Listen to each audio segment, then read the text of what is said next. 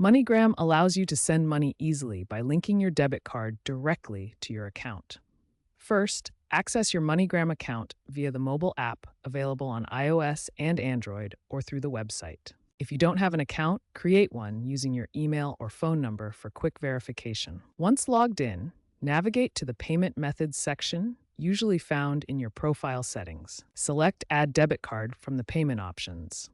Carefully enter your card details, the card number, expiration date, and CVV code. MoneyGram encrypts this data using PCI DSS compliance standards to ensure your information is secure. After entering the details, the system will initiate a verification process. MoneyGram verifies your debit card by placing a small temporary hold, typically $1 to $2 on your card.